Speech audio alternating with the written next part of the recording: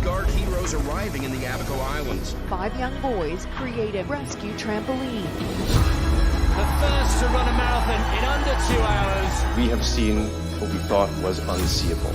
A relay of dogs will lead blind runner Tom Panic across the finish line. Nicolas Mahut lost in the French Open, but then his 7-year-old son ran onto the cart to give his dad a big hug. Her and her sister have been heroes for many little girls out there. I want to thank my amazing mom. She's my hero. I love you.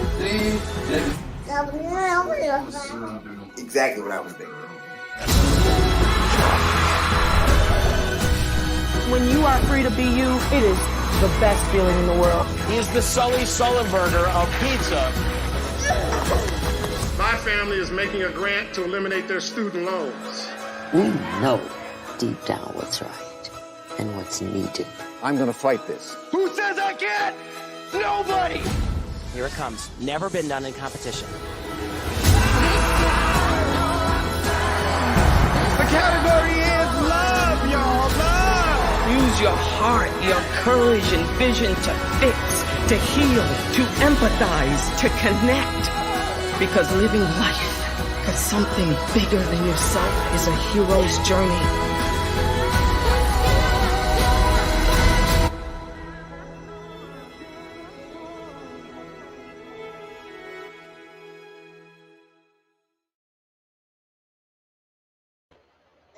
Hello, everybody watching from all over the world. Thank you so much for joining in on this amazing time of the Power Up Hero Show. My name is Lisa Wisner, and I couldn't be more thrilled to be here with you to share stories about heroes in our community, heroes who have taken the journey of life and made it into an epic journey that we can all learn from. I'm so excited because I have my co-host here with me, Megan Saucy. Hi, Megan. It's Saturday, Lisa. I know, it's Saturday. You know that, oh my gosh, there's that TikTok video of this guy called Mufasa, and he sings about, it's Friday. We need a Saturday song. We need a Saturday song. Thank you so much, Megan, for joining on the show. So excited that you're here. Yeah. Okay, so today we actually have a special guest that we both know very well, right? Yes, I was so surprised because, like, you know, I really don't know the details until 5 minutes before I jump on, and there they are, and I was so happy. My heart was so happy. Yes, I'm so excited. So for those of you who've never been on the Power Up Hero Show before, you need to know that the Power Up Hero Show is all about you. Yes, this is about you and living your powered up life. How are you living your powered up life? Because let's face it, living your best life, juggling a busy workload can be close to impossible. I know that you sitting there right there or standing or listening, you are pulling superpowers from who knows where. And so I feel like sometimes it can feel like close to impossible to get things done. So we wanted to create this show so we could share stories of how people are being amazing. And Megan, I feel like people are pulling, like, you know, when you gave that speech once about pulling that arrow and like striking down, you know, you're pulling superpowers and you're making it happen. Yep. It's all about using every single arrow that you have. Yes. I love it. I love it. And we know that our world today is made up of many heroes. So we want to make sure that this show is just not about, you know, letting you know that you're amazing, but we also want to bring you some amazing, strong, celebrated leaders in our community. So this show is truly dedicated to nominations that have been made of Power Up Heroes. These people that you hear about on our show, they're on a mission. They're truly on a mission to not only live their best lives, but for me, the most exciting part is that they are building a future for our community. They are heroes in our community. They are being the change, and they are truly living their best lives. And we are able to see them being an agent of change and being role models for our future generation. I know that I want my kids to live in an environment where they're seeing positive role models and seeing people who persevere regardless, right? So for me, this is just a collection of stories of people who I want my kids to be inspired by. So through this show, I hope you will get inspired. I do also want to let you know that as part of our show, we are dedicated to helping our community's children grow stronger. So part of our human optimization work is about bridging the divide. And the divide could be technology, the divide could be education, because let's face it, sometimes in school you feel like, Why didn't they teach us this? Do you feel like that, Megan? Sometimes you're like, why didn't I do this? The time. Why didn't anybody teach me how to spend my money wisely? Yes. And so I think for me personally, this is a true, I feel like these are gifts that we hopefully want to give our generations to be able to know the things we know now. So I want to just share with you that Power Up is all about optimizing our kids. And I'm just proud to say that one of our very first Power Up heroes, her daughter, Evelyn, has actually made a book. She actually wrote a book, and she was on our show last week. So if you missed our show last week, I need you to go watch it. And her book is like going like, we're running out of it. Okay, everybody's buying her book already. So she wrote 2 books. Evelyn James wrote 2 books. She's our very first Power Up kid that we've brought to you. So we're just super excited. And so I want to ask you if you know any kids in the community who have powers, who have creativity, and they have energy. We want to spotlight them, and we want to give them an opportunity to shine, and we want to be able to bring their story because they are our future. And if they know the things that we know now, then they're going to it's going to be amazing, right? Everybody's born into the era they need to be in, and they were born into this era for a reason. So I'm excited for it. So if everybody was here, I'd be high-fiving. I'd be walking down the rows like I always get it wrong right now. We'd be high-fiving right now. But let's go ahead and get started with the show, Megan, okay? Yes. So we have on the show today a friend of Megan and I. So we have, Megan, do you want to say the name of our person that we have before I introduce him? Our person is the one, the only Raymond Chong. Yes, and if you know who Raymond Chong is, then you are excited because Raymond Douglas Chong is an engineer. He's actually the Senior Roadway Manager in Oregon. We know him in Corpus Christi because he worked here in Corpus Christi for us. And so we know him as a traffic engineer, but he's doing amazing work and has been, I guess you could say, scouted to all of the cities. So we kind of lost him in Corpus Christi, but the other thing that we know very well about Ray is that he lives a full spectrum life. He doesn't only have his engineering life, he has this amazing creativity. He's a poet, he's an author, he gives presentations, and he has dedicated himself to his generations, to his roots. And so today, I don't want to give it all away because I'm sure part of his story is going to be part of our presentation today. But I want you to know that the person who's coming to speak with you today has done so many things. Not only is he an engineer in traffic engineering, he's also been designated as a specially appointed professor in a university in China. He's a 6th generation Chinese American with family roots extending back to, get this, Megan, to the gold rush, right? So the California gold rush, the Transcontinental Railroad, the Boston Chinatown, Cambridge Imperial Restaurant. I can't even, and I apologize, Ray's probably listening right now and going, Lisa, you're saying this wrong, but it's the Kubla Khan Theater Restaurant. And he has traced his ancestral roots all the way back to 2710 BC, Megan. BC, the 158th generation. Love it. And then he is also the president and founder of Generations LLC. So without any further ado, I bring to you, everybody watching, our Power Up hero of service, Raymond Douglas Chong. Welcome, Ray. And howdy from Texas. Howdy, for real. Howdy. So excited to have you on the show, Ray. I feel like it's a reunion here. About 2 years. Been 2 long years. I know. I've missed you so much. Like literally, I have missed being you. fellow Toastmaster too at the same time. Yeah. Yes, our Toastmaster family. I know. Some background history. So we know Ray from being members of Toastmasters. Megan and I are avid Toastmasters. And I always like to say, if you are trying to be a leader in any capacity and you want to communicate on any level and you're not in Toastmasters, you're doing something wrong. So you need to join Toastmasters. So Ray is a competent Toastmaster. He's an advanced communicator bronze, an advanced communicator silver, advanced communicator gold. He has gone all the way to the top. And we have had the privilege of hearing hearing and experiencing Ray's essence in our clubs as he would present everything that he was doing to us in our club as he was preparing. So we're just most excited because we know Ray intimately, right? So we know him intimately, but we want to bring him to you because the way he leads his life is really like a tapestry. And I think that that's part of how I think we should think about our lives, right? Not everything flows in the same direction. You don't just pick your career and that's what you do. It all flows together for him. And so, Megan, I think we should just start off by asking Ray to tell us who he is, right? So we know who you are, but tell our audience who you are and who are you in this world, Ray? In this world, my name is Raymond Douglas Chong, but I also have a Chinese name, Zheng Wei Ming.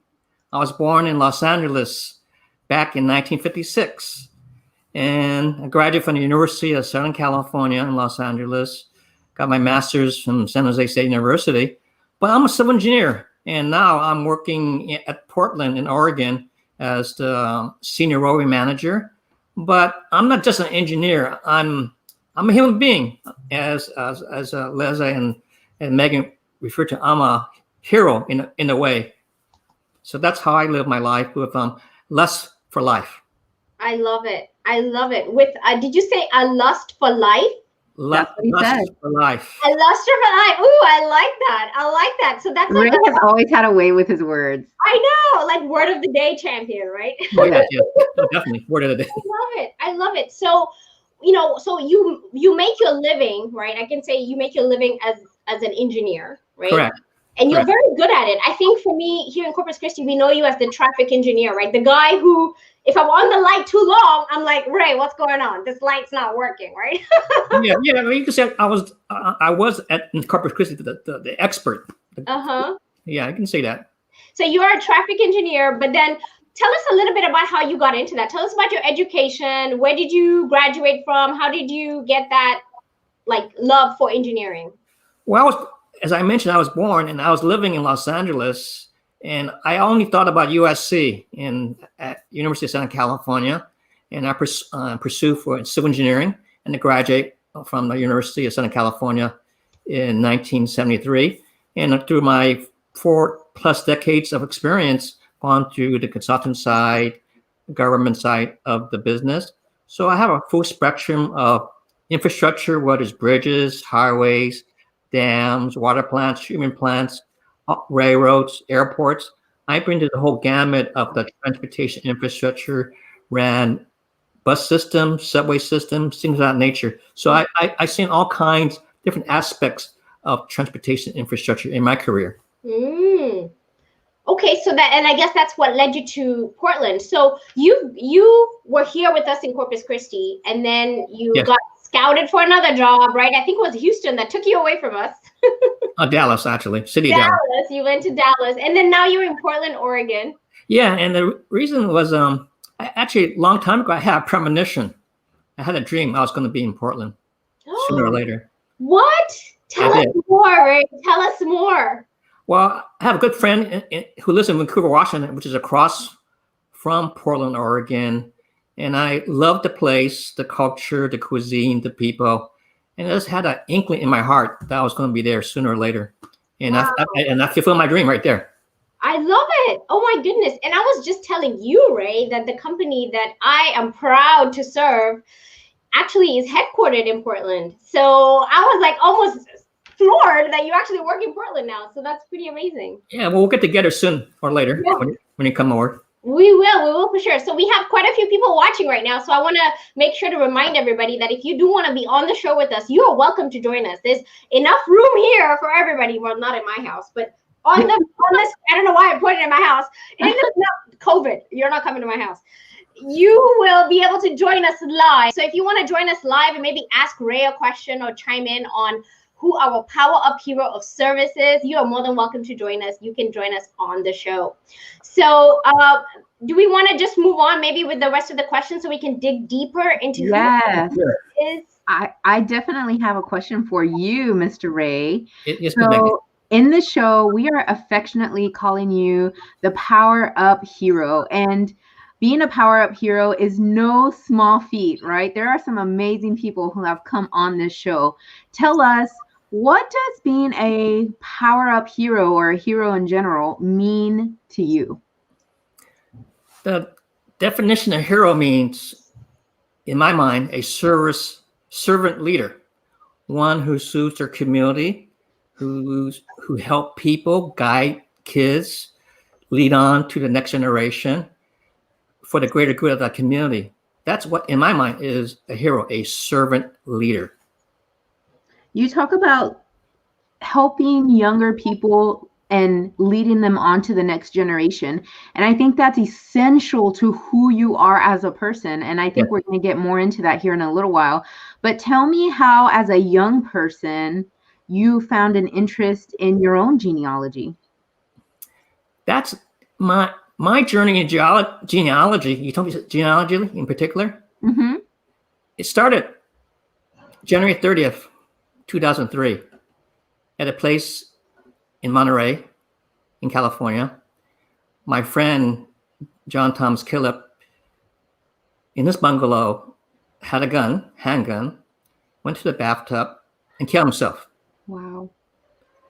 That afternoon was, in a way, my turning point in how I look at my life. It was a shift in my paradigm, how I look at myself as an American, then inward being Chinese.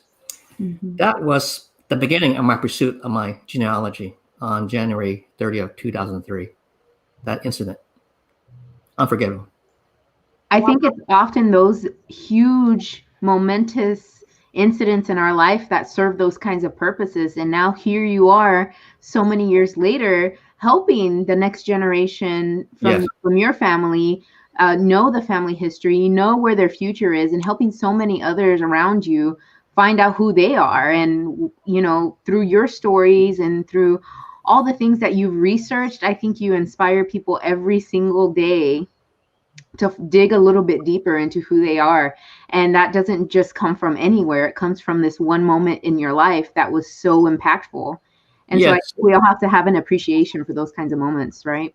Yeah, it was a turning point because before that day, I was basically whitewashed. I knew nothing about my roots. I knew nothing about my people in China. I knew nothing. It was a blank canvas. And fast forward, I have a rich history, a epic saga of my forefathers here in Gold Mountain in America. Wow. I'm just still floored. Okay, so you even remember the day, right? So I think here we are talking about this, but I just want to know, what was it specifically about maybe this person or this incident that made you want to just go back and learn more about your history? Well, John and I were really close friends. I remember our nonstop flight from San Francisco to Los Angeles to Sydney to Melbourne. We talked every hour of that flight. We became brothers, blood brothers. I know his story. He knew my story. We share our life joys and struggles and failures. We were so close. We became like brothers, as I say. So that's why he inspired me. His death, in a way, was a catalyst to look at my roots, whether in America or in China.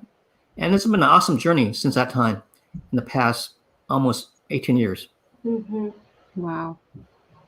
So you saw your life flash through him, and how his life ended, right? Yes, it was very tragic. It was shocking. It was, as I said, a paradigm shift in how I look at my life. I was outward, then I realized I had to look inward, inside my heart, not being superficial in that vein. And can I just point this out? I think when I first came to work for the city of Corpus Christi, I didn't know of you before then. I joined Toastmasters, and that's how I learned who Raymond Chong was. And you have this air of you where even here we are telling everybody that you are like specially designated professor in China. I mean, I didn't even get to read your whole bio because it's so long. I mean, in addition to that, you're a staff writer in news channels and in publications around the world. There's just so much you do, but you're just so grounded. You're like this amazing person that's just willing to share your whole entire life. And I have to say, like, you're living a heroic life by being so, I guess you could say, humble, right, about your success in life, and open about his experiences. How do you, I mean, I know you're saying that you went now inward and it's no more about the superficial, but how do you keep centered, right? Because you have this air about you, Ray. You're just always in control. How do you do that? It is not. It seems to be under control. It looks good at a surface level, but one has to have a vision, a mission, a dream to follow. Follow your heart. Follow your goal objectives. Reach that place, and ideally, you should have a partner or associates with that in part of that journey.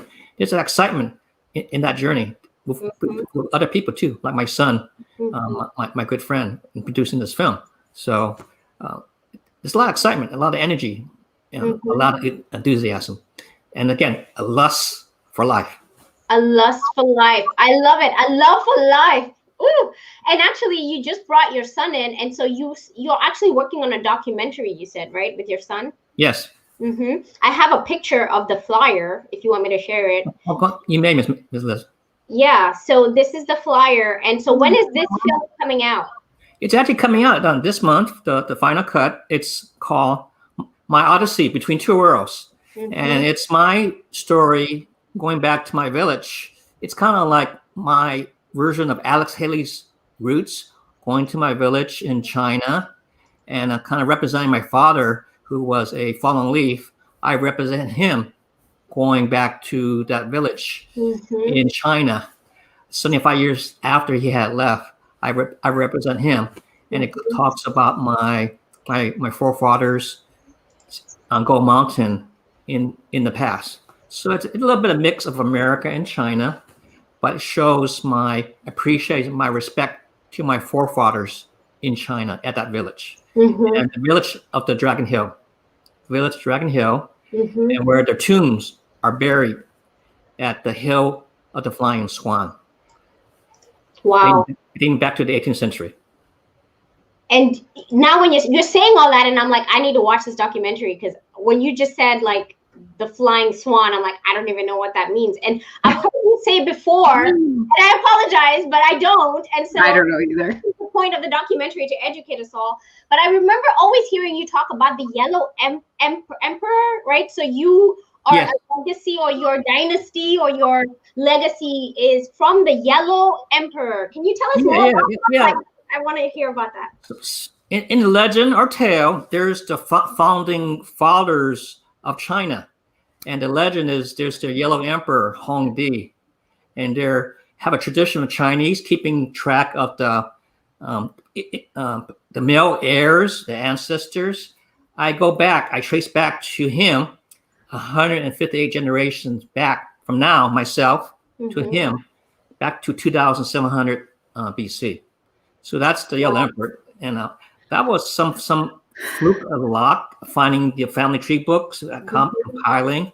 But I was successful in finding that. Okay, so it almost sounds like somebody before you had started doing some work of connecting the dots of your generations, and you just had to catch the vein or something, right? You just had to grab onto it, and then you would be able to find the answer. Yes. Is that what you're doing now? Are you starting to also feed that channel of? Yeah, I aggregate all the stories, their tales, and create a vast tapestry of a story, a saga across China to America, and I have captured on my website too, the Zhang and Odyssey. Is this what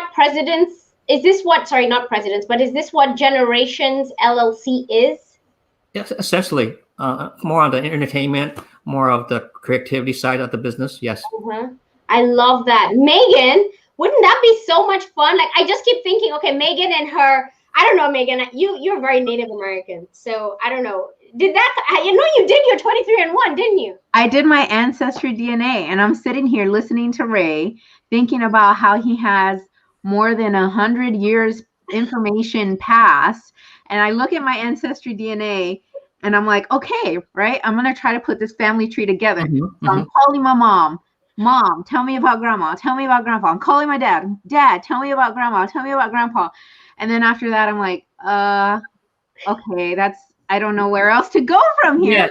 Yeah, basically hit a wall. that's the constant obstacle. You got oral stories. There's lack of documentation. But through my resources and my knowledge and my experience now, I was able to trace 158 generations back to China, and that's an awesome story by itself. That's the question: is how do you start, and where do you start? How do you not get overwhelmed?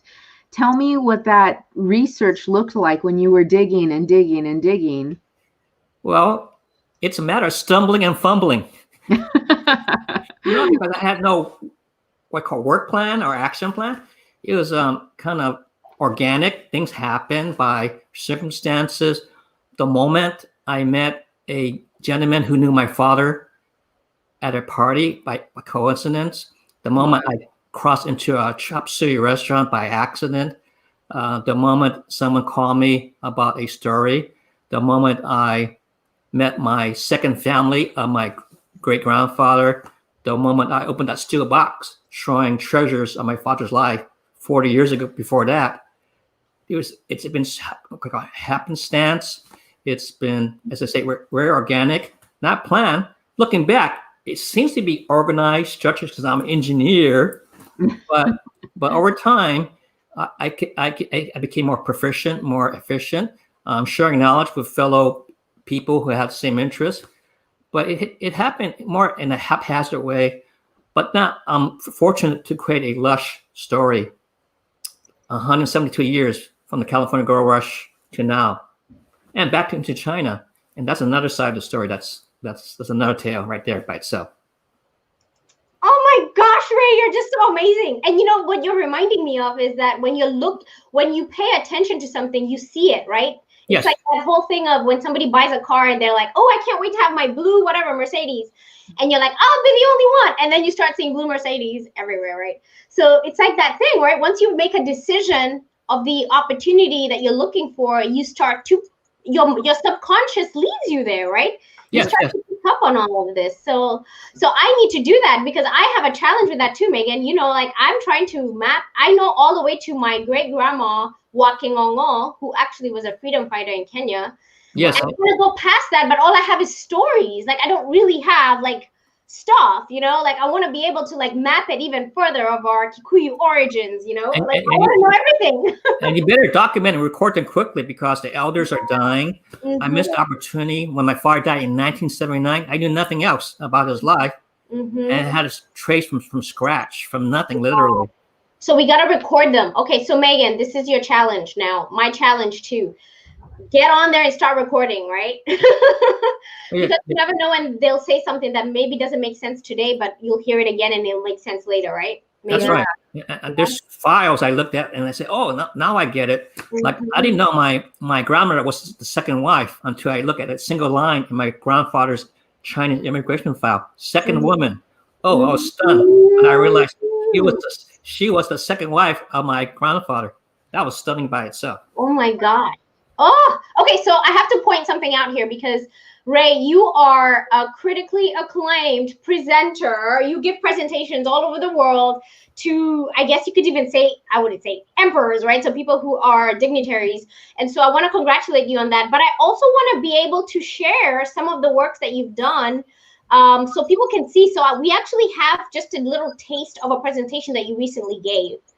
About can you tell us what this presentation was for? You recently gave it. Yeah, so it was a presentation I did last Saturday afternoon for the Oregon Chinese Coalition. And it was a story of my forefathers and myself and my son on Gold Mountain. Gold Mountain means America because it was a place for gold riches. This is me, a rendering of me. Wow, that's so pretty. I mean, like, that's you, for real. Thank you. And this is a map of my homeland in Huiping, in Guangdong, in China. And that's where it is, the village. And this is the view of the village. You see the Dailao, the castle in the sky. To the right is the village of Dragon Hill. And it hasn't changed in a couple hundred years. And these are the elders and seniors greeting me from the village. And to the right is the ancestral hall that represent the time since 1506 AD And as I mentioned, Yellow Emperor. And this is my family tree in America. Wow. Generation 6, my son, my number 1 son, Kenji, is generation 7. So we're going to perpetuate our legacy here on Go Mountain in America. So this is you here, Raymond Douglas Chong. Yes, number 6. Okay. Ooh, I love seeing this. Okay, so this is a huge presentation. I'm just going to flip pretty quickly. Oh, yeah. But for those of you who may be interested in Ray giving a presentation like this, he said he's willing to do this. So I think I'm going to try to figure out when there's an opportunity where I have a group of people who may be interested in learning more. And I will invite you to give this presentation about your legacy and your family history. Well, thank you, Ms. Liza. Yeah, I think it's important. And the fact that you're available to do these presentations, I think is really great. So there's the Toastmaster side of you coming, your superpower in communication, by the way. You do have a superpower that's communication. And speaking of superpowers, I'm going to ask you a question, okay? So we're calling you the PowerUp Hero of Service. Raymond Douglas Chong, what is your superpower? My superpower is Zest a la lust. So, Zest and lust.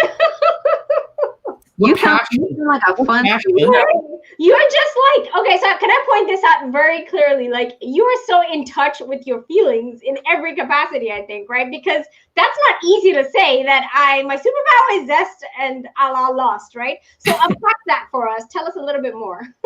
A little bit more. In my DNA, it's passion and obsession. But if you were my mother, she said, "You're crazy. You're my crazy son. Why are you doing it? This is foolish." This is my grandma. Even to this day, she thinks I'm still a fool pursuing this interest in genealogy. But it's been my focus beyond my career is to not just keep this family story for myself, but share among my peers, my community, that we are Americans. We all come from different journeys. Like you, like from Kenya, from you, Megan, from your indigenous roots. We all have a story. We need to appreciate each other's culture. And this is a way to connect with people. That's a common thread. We all have a common journey in life. And there is the zest right there, the passion.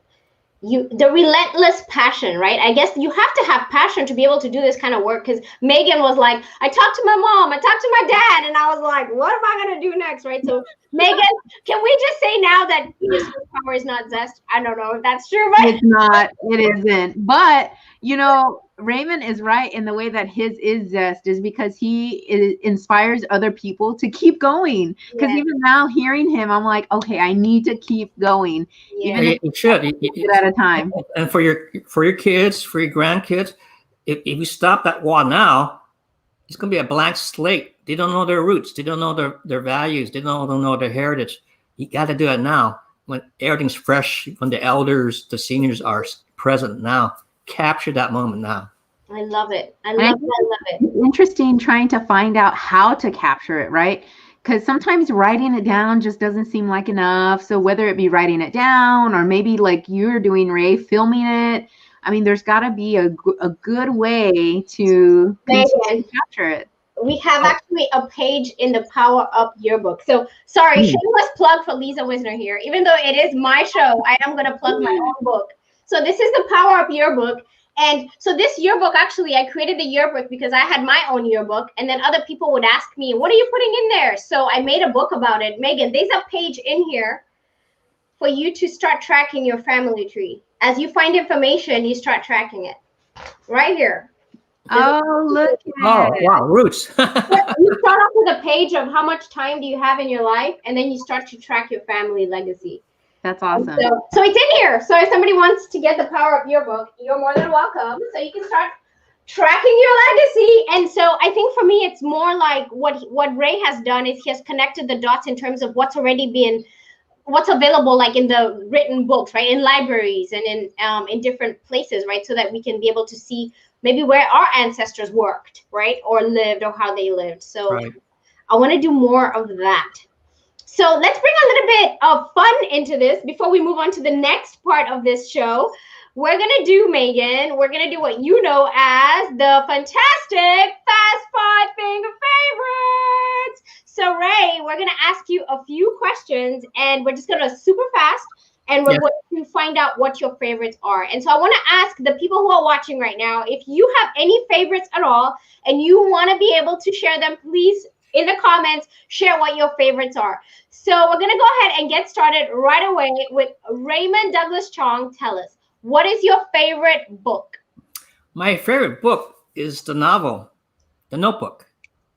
About the life story between Noah and Ellie, 1932, fast forward to 1946, of that passion, the longevity of that love, and the memorable words of the book. Like this one: there are no moments dedicated to me, and my name will soon be forgotten, but I love another with all my heart and soul. And to me, this has always been enough. So these are just the memorable words from that book by Nicholas Sparks that really inspires me in writing or having that true love in that vein. Yeah. My goodness, you are super prepared for that question, because I think I was even thinking to myself, I'm like, I love movies. Sorry, I love books that have movies. Isn't there a movie? Yeah. Well, yeah. I saw the movie first, but actually the novel and the last scene, the last chapter, when both of them are dying, they're drifting to heaven, the last gasp of his love for her heart. That was so memorable, that last gasp of life on earth, still thinking of Ellie. That was so phenomenal a close in that book. You know, it doesn't surprise me though. Ray has always kind of been a romantic. If you listen to his songs, you listen to his poetry, all his writings, he has this love for love. Megan, let me tell you, like, I remember his first poem he read to us. I was like, is this appropriate for Toastmasters? It was like intimate passion and sultry fire and like beautiful. Raymond Chong, you were like this You're blushing me. person in real life, right? I don't know if you can agree, but your poems are very passionate. I love them. I love them too. And it's life. And I always say, like, love, like all we have is love. That's all we have, like literally. And love is expressed passionately. And so I appreciate Ray for expressing his love as passionately as we can experience it. So I do have a poem I can recite. Ooh, you have a poem? Okay, this is the time for the poem. Go ahead. And it was written about 2 or 3 days ago. Oh. Ooh. And I'll read it to you. Okay. Wolf moon. Midst a wintry dusk, a wolf moon vividly glows, while golf mists deftly stream down the sipping terrain of the bayou land. Why my loathsome heart achingly broad, I eerily lust for my willy Chinese rose. Your silken allure in sultry passion magically bewitches my dragon wits. As 20 cicadas euphorically hum, I wolfishly howl at our blazing moon. Wolf moon. That is my poem. Oh my gosh, Ray! I'm laughing here because this is crazy. No. What happened was, it was last week, was at the wolf moon, the first full moon of the year. I saw the wolf moon, and a thought came to me, and I wrote more than a thought. Yeah, it was clear. It was inspired by that wolf. I felt something was very unique at that moment, with the clouds streaming through, the way the moon was shining, and the person I was thinking about. It all kind of meshed together for me to write that poem. Wow.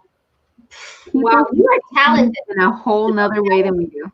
I know. So if you like that poem, then go get Ray's books. There's a whole bunch of them. We've heard a few of them because he has actually given speeches about his poems. And so I just have to say thank you so much for sharing that poem that you just wrote yesterday, you said. Yeah, past couple of days. Wow, love it, love it. Okay, back to our fast five finger favorites. We're gonna ask you, Ray, and now I know how it's gonna go. It's not gonna be fast, so just take the fast out of it, y'all. We're gonna go to the next question, which is Ray. What's your favorite movie? My favorite movie is The Best Years of My Life. The Best Years of My Life, made in 1946, about 3 returning American veterans back to their hometown, and their lives being shattered during World War II, and trying to recover to our normal life, and the supporting love by their family, by their lovers, by their wives. 1946, The Best Years of My Life. It's one of Oscar-winning movies in my mind. The best movies of all time. The best years of our life. Very truthful, very authentic, very real of the agony of being a returning veteran from war. Wow. Awesome. I haven't heard of it, so I am going to watch that. Okay, so for those of you watching, share your favorite book and your favorite movie. And now we want you to share your favorite song. So Raymond Douglas Chong, PowerUp Hero of Service. Tell us, what is your favorite song? Oh, something to listen to. What do you like to listen to? Yeah, well, of course, I like to listen to romantic songs. And it's in my DNA. I was raised in LA near Hollywood, and there's always rock and roll. You got the Beatles, you got the Carpenters, and all that. But one song really impressed me is "And We Were Lovers." And We Were Lovers. This came from a movie called The Sand Pebbles about Steve McQueen and Candice Bergen. Steve McQueen, the rebellious ship mechanic, and Kristen Bergen, the Christian missionary in China in 1920s. Wow. And the lyrics are so memorable, like, "I saw you smiling as if I could forget. And we were lovers the moment that we met." So those are the lyrics of the song that really haunts me in my mind of a past love. This is tragically at the end of the movie, he dies, but this shows their pure love as at that time. Love it. Don't know that song either. Can you say the song again? And A&D, We Were Lovers. And We Were Lovers. I'm going to look that up in Spotify. And Andy Williams sings a wonderful version of that song. Okay. Andy Williams. Perfect. And remember, I'm old school, okay? I must admit, I am old school. That's okay. I love old school too. Okay, right. We're on to the next one. This is the 4th one. I love that you're keeping track, Megan. Thank you. Raymond Douglas Chong, what is your favorite quote? Oh, my favorite quote is from Dr. John C. Maxwell. Oh my God! Oh God! Don't go any further first. Let's just go. I love it first for Dr. Maxwell. He's a pastor, a minister, but he's a leadership guru. He's everything. He's everything. I always refer to this particular quote from him. A leader is one who knows the way, goes the way, and shows the way. Oh, and in that way, it kind of reflects my mission to be a servant leader, not to just push, but guide, to inspire those with me, and at the same time have them grow as leaders too, eventually. So this is my all-time favorite quote from Dr. John C. Maxwell. Woo! Can I get just a congratulations for that quote? Because, oh my gosh, that is an epic quote, first of all. And then how perfect is it? Because we are calling you the PowerUp Hero of Service. And then you pick a quote that's like perfectly aligned. Oh my goodness, the universe loves this guy. So thank you, Ray, for this quote, because that is a really good quote. And we love John Maxwell. Megan and I, love John Maxwell. If you are listening right now, we love you. I think, honestly, there's a part of our lives where I think John Maxwell exists and has provided guidance beyond what is imaginable. Like, I think sometimes you're living through your life and just his way of leadership is servant leadership, because it's storytelling and it's authentic and it's it's just real, you know, and I think you just need to hear it real sometimes. So we appreciate you, John Maxwell, since you're listening right now. And I've seen him twice before. He's a wonderful speaker, very charismatic. He is. Oh my gosh, can you imagine if we could have John Maxwell here on the show? Ah, that would be amazing. Oh my gosh, I would have to I would blow up. I couldn't handle it. Somebody else would have to run the show. I couldn't handle it. Okay. The next question we have for you, Ray, is the 5th question, which we absolutely love. So we want to ask you, Ray, if you had the perfect day, if everything went as you planned, if COVID didn't exist right now, if everything in the world was perfect, how would you wake up in the morning? What would be your morning routine? My morning routine is picturing the day and night ahead of me and having that inspiration, do my exercise, have breakfast, have a cheery smile, be positive, optimistic. That is a day that can be carved into my life and affect many other people's. And I am that servant leader, that role model. People look up to me. They get their clues and hints from me. So I have to be with a lot of zest, a la lust, in the way I get up in that morning. I love it. So energy. Yes, energy, enthusiasm, passion, obsession. I love it. I love it. Who doesn't want to live a life with passion, with the words passion and obsession, right? Passion and obsession, or zest and lust. I love it. Zest and lust. I love it. I love it. So actually, on that note, we've been talking about all of your superpowers, right? These zest and lust and all of these amazing things that make you kind of excited. And I want to know the opposite end of the spectrum. What are some of your weaknesses or challenges of being a hero? The challenge is being a hero is just limitations. It's a matter of resources. It's a matter of money, time, and people. And sadly, you got to make choices. You got to make tough decisions. You got to allocate. I can invest my money here. I can spend my time with them. It's allocation.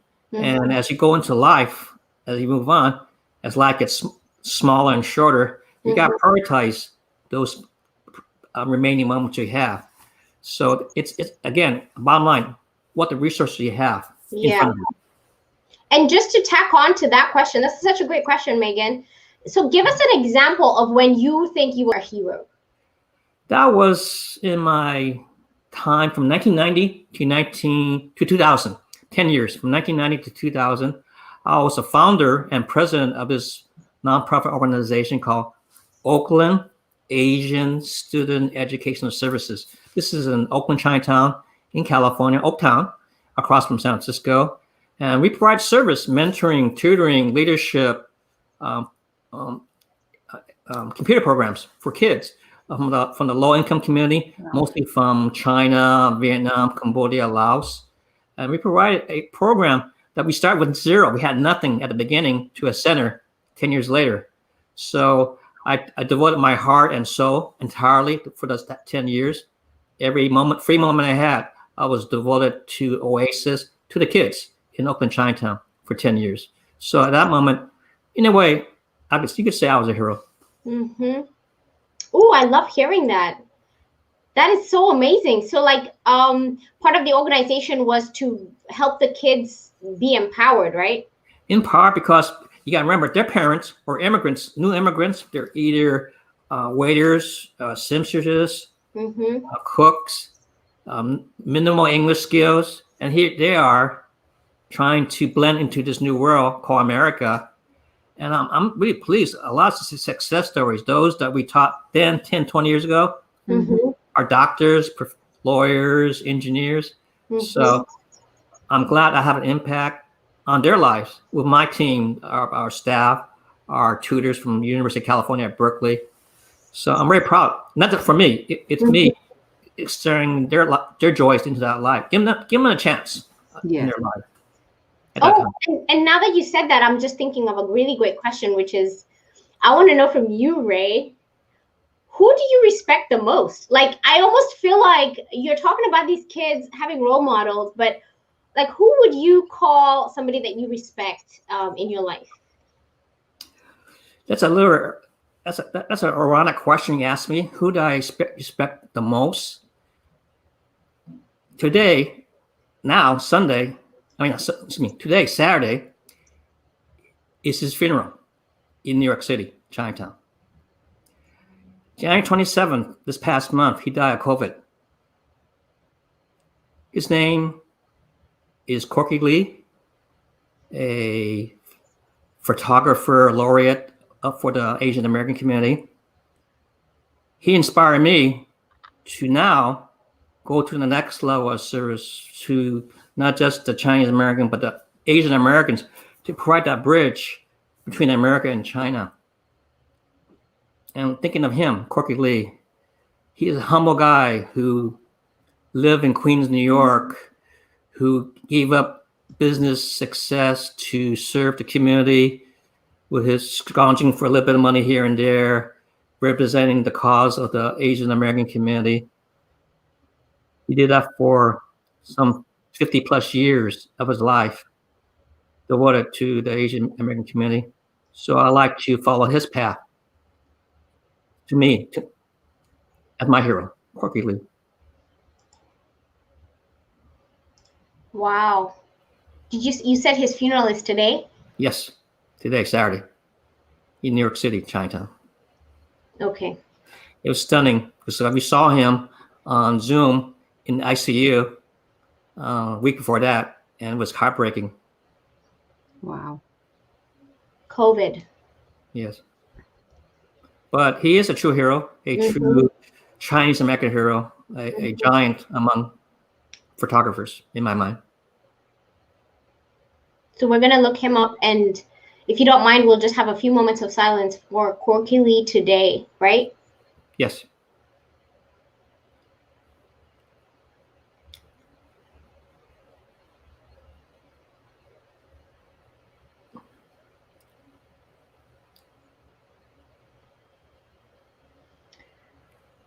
Thank you, Ray.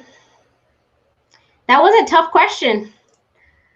I even thought to myself, like, oh my goodness, like that's a really tough question, because I think it's not just Corky Lee, but a lot of our fellow humans in the universe have been affected by COVID. I don't think there's anybody today that can say that they don't know somebody who has been impacted by COVID. So let's just appreciate, right, the fact that we have the opportunity to have this conversation today, right, Ray? All right. Yeah, definitely. And I've even heard of some COVID situations where people have passed away, and I couldn't believe it. I didn't even know that they were suffering through COVID, you know?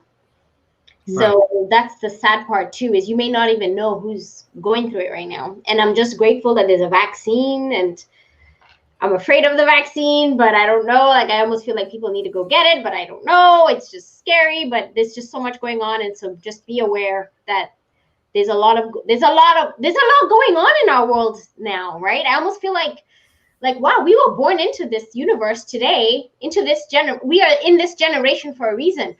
And I guess, Ray, I'm just going to bring it in and say that every one of us is born, like God puts us where we're supposed to be, at the time we're supposed to be.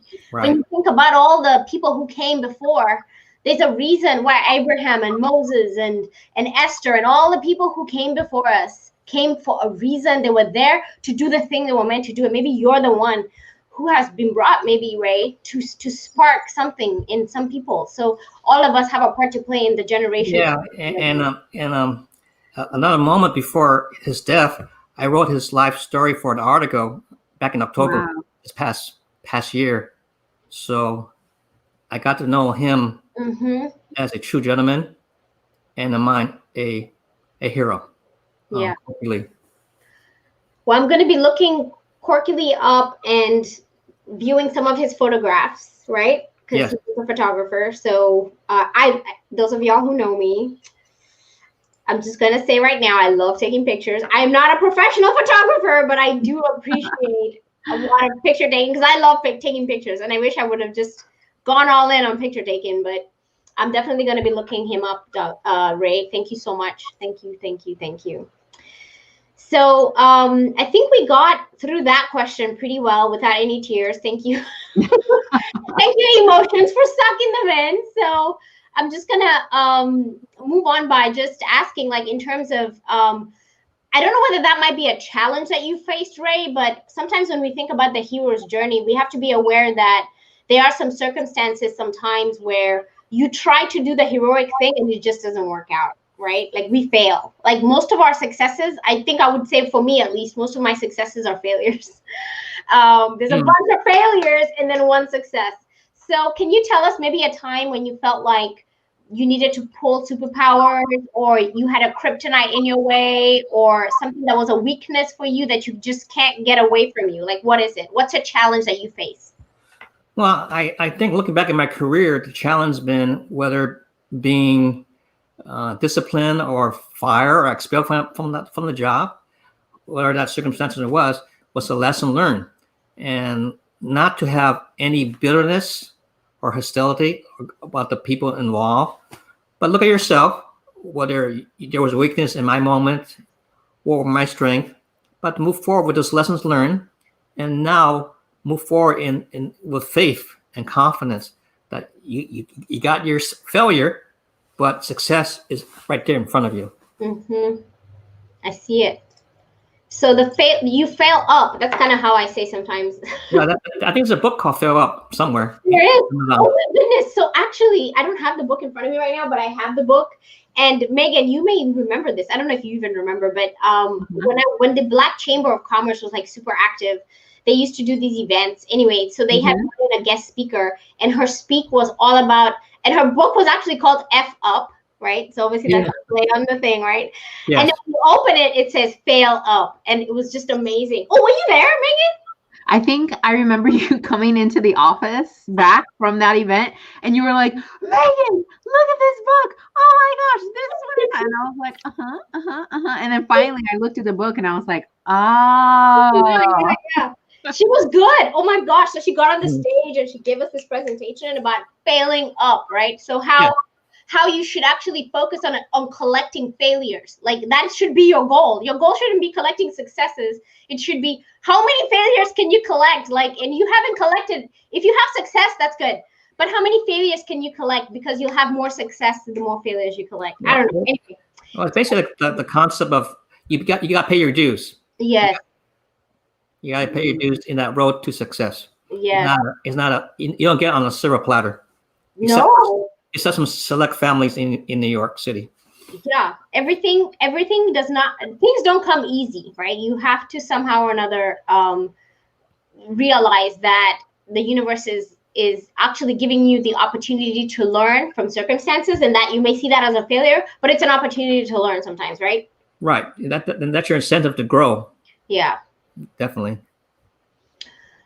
So I think what I'm going to ask now is just kind of like a little bit of a closing question. So we're going to move into your future, okay? So imagine yourself 5 to 10 years from now. What do you see?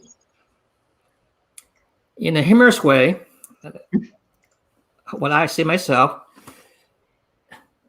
in the ideal realm is, at that point, I would have a romantic novel on the New York Times best-selling list, with the movie, a Air Force pilot and a plum blossom lady, and at that point, I have a film of that story. At the same time, I'll be on the road stage sharing my saga of my family, both in America and China, putting that bridge between the two countries right now. That's what I see in 5 years from now. I love that. So you had a very clear image of that. Most people don't. Well, don't tell my mother, okay? Yeah. Okay. And what was the woman that you described? How did you describe the woman? Plum blossom lady. Oh, plum blossom lady. Okay, who has ever been? Anybody listening, watching right now? Would you like to be described as a plum blossom? I'm just asking for somebody. I'm just wondering. It's a metaphor. Of course.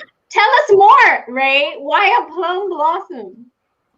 In Chinese culture, in particular, flowers is a symbol of a beautiful lady. It could be a peony. It could be a rose.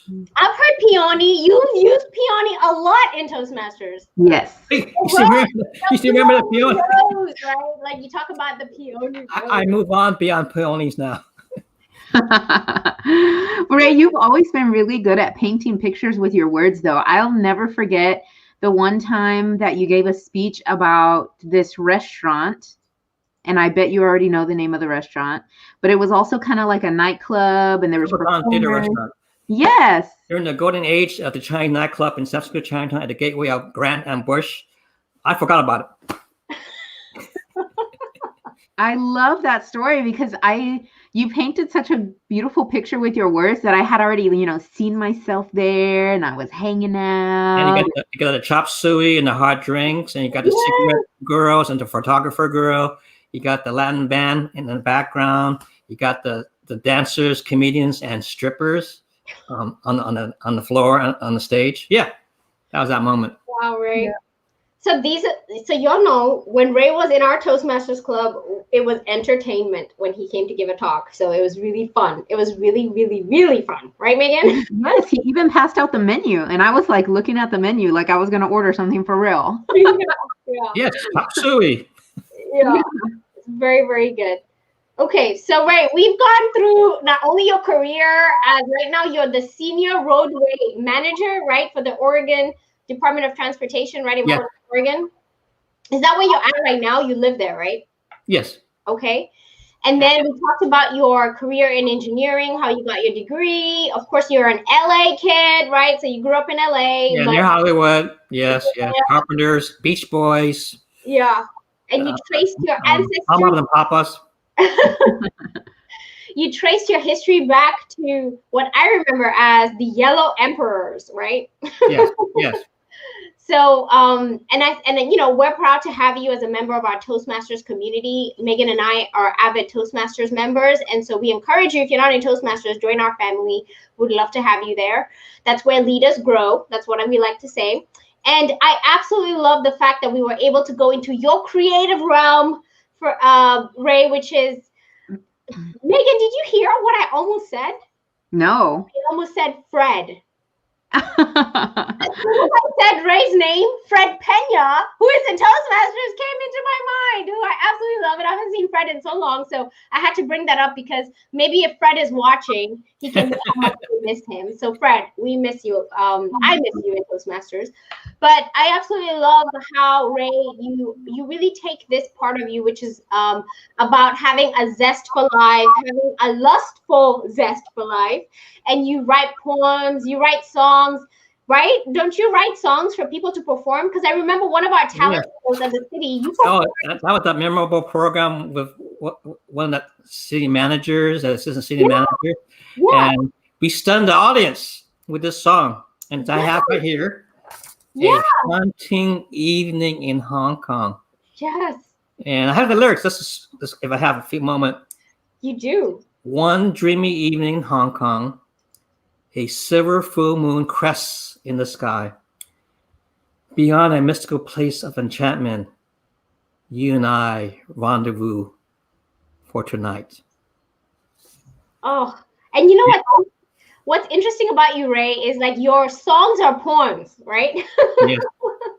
So it's very interesting that you have this engineering mind, right? Which is very, I guess you could say. I am bipolar. I'm certified bipolar. You're certified bipolar. So this whole thing about being intimate and passionate and sultry and zestful and lustful is matched on with this engineering self, right? So you're very scientific in your thinking as well. So, and I think that's the way we need to live our lives, right? It's a journey. It's a mystical journey of life, right? So we have spectrum life.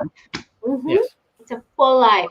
And I think that's what we got today. So for those of you who are watching right now, if you're watching and you enjoyed this show, if you're listening and you enjoyed this show, I need you to give some affirmations for Ray, give some likes, give some shares, and just actually maybe even just do the work that Ray talked about, which was about maybe uncovering your generations, finding out more about yourself. So Ray, as we close out the show today, I just want to ask you, how can people maybe get in touch with you? Maybe some people want to invite you to their organizations. Maybe their companies want you to come and give presentations about the Transcontinental, I don't know what it was, but like Transcontinental Railroad. Yes. Or the nightclubs, or the Boston Chinatown opium and gambling dens. Yes. And the gang wars, the tongs. And the beginning of Chop Suey in USA. Right? I think you have all the stories. And so if you're interested in hearing more about Ray, I think I have a slide that Ray and I just put together. But Ray, can you tell us how to get in touch with you? Yes. If you like to, you can contact me by mobile, and that's my mobile number in there, and that's my email. And if you're in the Asian community, WeChat is a very popular means of almost like Facebook. You can contact me, and I'm open to doing programs and sharing my journey in life with you all, whether it's by Zoom or by PowerUp Hero. And I appreciate the opportunity, man. Well, Ray, I think we went back and forth quite a bit because you were wondering why I wanted you on the show. And I'm like, why wouldn't I want you on the show? You know, you're the exact person we want on the show. And Megan, I'm sure you'll agree that he delivered, right? All the time. Never fails. Yes, never fails. So Raymond Douglas Chong, congratulations on being our PowerUp Hero of Service. You're truly zesty. You're truly lustrous, I guess, in your life. And I love it. I love it. I love it. I love it. Oh, it's so fun, you two. Well, it was a pleasure, and we will definitely probably have you back here again one day. Maybe when you're launching your documentary, we could have a little taste of it on our show. Oh, okay, that'd be cool. I would love that. So yes, you heard it right here. You said that would be cool. So we'll have him back, and we'll have a little bit of a taste of the documentary coming up, which, by the way, is called My Odyssey Between Two Worlds, right? Yes. Perfect. Ray, thank you so much for coming on the show today. We hope you have an amazing rest of your day. Oh, thank you, man. Bye. Bye. Megan, wasn't that awesome? My loving, lustful, passionate friend, Ray. I love him. It's interesting because, when we have Ray in the room, sometimes it's like, okay, he's an engineer, right? And like, okay, we worked in the city together with him, but he's like up there in the city, right? Running the city. And so, but then he comes into these Toastmasters meetings and it's like, Ray. He has this really amazing, sensitive side. And I love that, right? Because like, he's not the stereotype engineer. He's not. And I like it when people surprise me like that.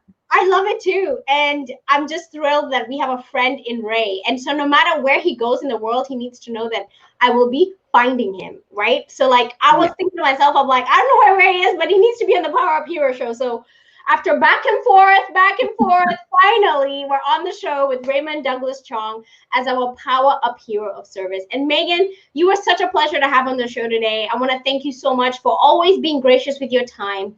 We know that time is the most valuable thing we can have in the world. You can get more money, but you can't get more time. So Megan, your time is so valuable, and I appreciate the fact that you were willing to spend time with us today to unpack our Raymond Douglas Chong with us today. So thank you so much. My pleasure. My Saturdays are always well spent with all of my PowerUp Hero family. And by the way, shout out. I know you got the sun kind of coming up on your shirt, but I know. Shout out to your shirt right now, because I love all the local businesses that have made me. I was thinking about it this past week, and all the local businesses in Robstown and now here in Corpus. I think about all the memories in my family that are tied to them. I bet you can think of some things that you take your boys to religiously. And when they get older, Lisa, they're going to remember waking up Saturday morning to go do X, Y, and Z at this local business. And so thinking about those things, I decided that I had to support locally and go by Nikki Rojas's store made in Corpus Christi to buy this Love Local shirt.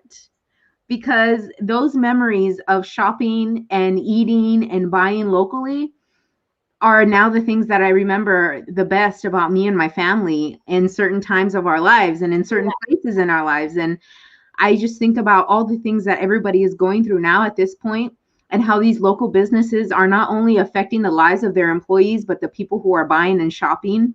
Yeah. I mean, it's just it's so much bigger than we can ever imagine.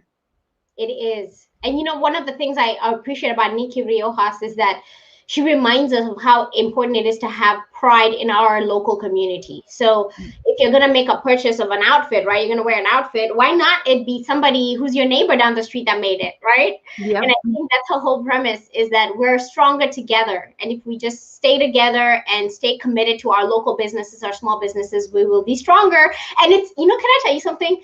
I couldn't even read the shirt clearly, but I knew it was a Made in Corpus Christi shirt just when I saw it. It's just her brand, right? Yep, you just know when you see one, you're like, oh yes, you got that at Corpus Christi. There's Nikki brand right there. So we love to be your host. So if you're watching right now and you're not in Corpus Christi, but you want to find out what we're talking about, love local, right?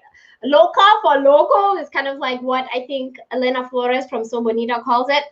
We need to make sure that we support our local community. So if your community doesn't have a www.madeincorpuschristi.com website, then maybe you could be the one who creates one for your community. So if you go to www.madeincorpuschristi, you will be inspired to love local, not only just in shirts, but cookies. I have cookies right now. We had a TEDx event and they made cookies, candles, right? So so many things that we jewelry. I know. I'm trying to look in my office to see all the stuff that I have from Made in Corpus Christi. And so it's just inspirational to have that support in our community. So thanks for rocking the shirt, Megan. Anytime, Nikki. If you're listening, anytime. I love you all. I love Nikki too. So Megan, we'll see you next week. Bye. Bye. There you have it, everybody. We just celebrated our PowerUp Hero of Service. I'm just thrilled because our PowerUp Hero of Service was my good friend, Raymond Douglas Chong. And let me tell you, when you are able to say that your good friend is making moves in the universe, that just means that you're living a full life. So I feel like I'm living a full life because I'm friends with people like Raymond Douglas Chong. So thank you for joining us on the show today. I need you to know that as a member of the PowerUp Hero Network, that you are part of this story. So if you know a role model in our community who deserves to be featured on the PowerUp Hero show, please let me know so we can bring them on the show. We want to tell the stories about people who are pulling unimaginable superpowers from who knows where to make things happen. You can go to our website, which is www.poweruphero.org, so that you can nominate them or ask them to nominate themselves. So it works that way as well. So if you're listening and you are bold and you are passionate about life and you have a really positive attitude, we also want to hear about you. So please don't be shy. Nominate yourself, because we know that you may be committed to being a PowerUp Hero for yourself, but just the fact that you're showing up as a strong servant leader in your life means that you're being a servant model in our community. We want to hear about it, and we want to feature you on our show. Again, that website is www.poweruphero.org. I'm Lisa Wisner, and I want to ask you to please subscribe to the show. And if you're on LinkedIn right now, thank you for watching the show right now. Please subscribe to the show by following me on LinkedIn or connecting with me. I have an open network on LinkedIn, so we can connect, and I can probably steer you in the right direction if you're looking for anything. So please connect with me more on LinkedIn. But if you're also watching on YouTube, on Facebook, on Periscope, wherever you're watching, maybe you're listening on Spotify, on Apple Podcasts, iHeartRadio, SoundCloud, Stitcher, Amazon Music. Actually, if your Alexa led you here, so if you said, Alexa, please play me some PowerUp Hero podcasts, and I came on, then please subscribe to the show so that you do not miss this show. Anywhere and everywhere that you want to be connected, we are there. So I hope you are educated. I hope you are inspired, and I hope you are motivated to be a PowerUp Hero, because just the fact that you exist right now means that you are being a hero in your life, and not only for the community that you're serving, but for yourself. That's really important.